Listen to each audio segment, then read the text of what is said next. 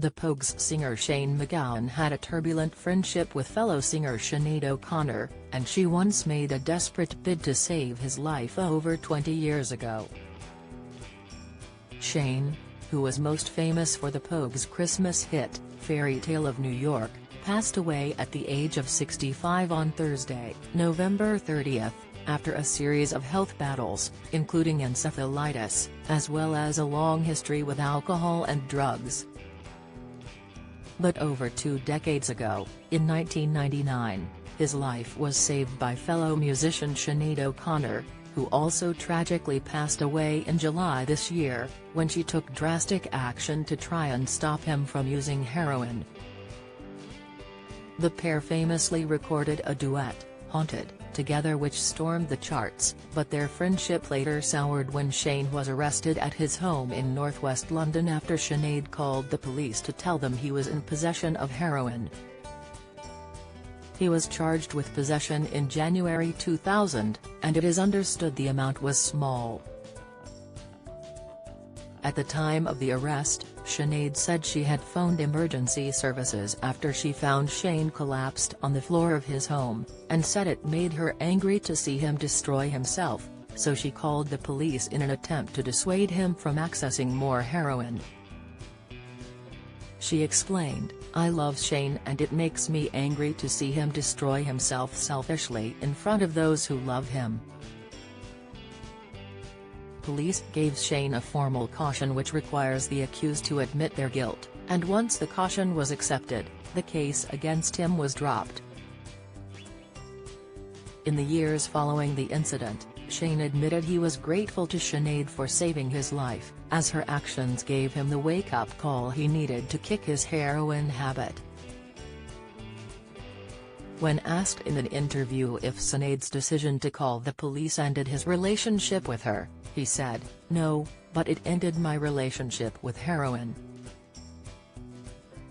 I'm not recommending to people that they should rat their friends out to the police, you know what I mean? At the time I was furious, obviously, but I'm actually very grateful to her now."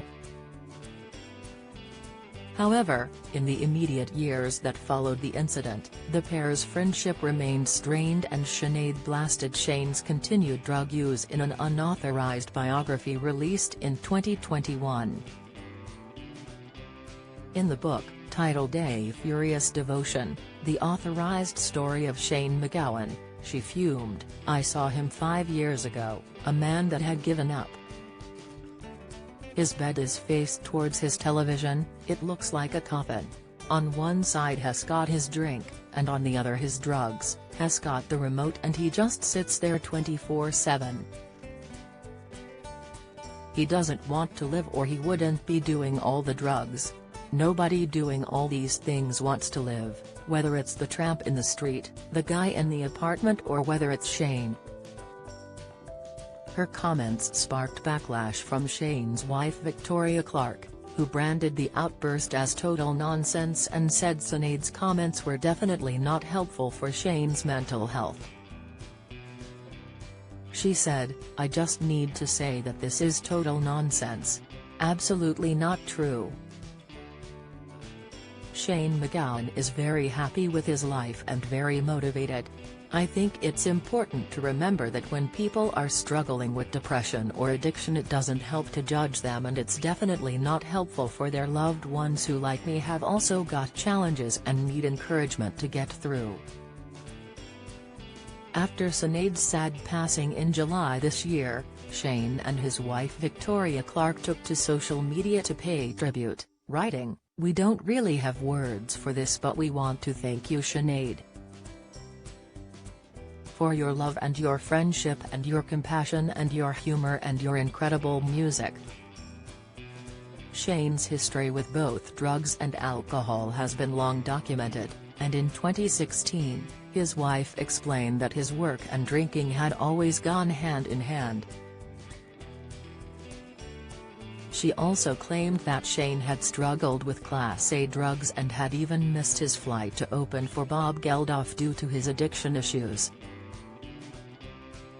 It wasn't until he was hospitalized in 2016 with an excruciating pain in his hip and pneumonia that ultimately cut off his access to alcohol. After being discharged following a total detox, he continued his sobriety. In December 2022, Shane was hospitalized and was diagnosed with encephalitis, a rare but serious condition characterized by inflammation of the brain.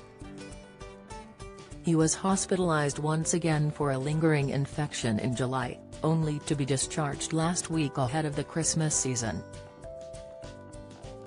It's understood that Shane was unable to walk at the time of leaving hospital and had been using a wheelchair to move around.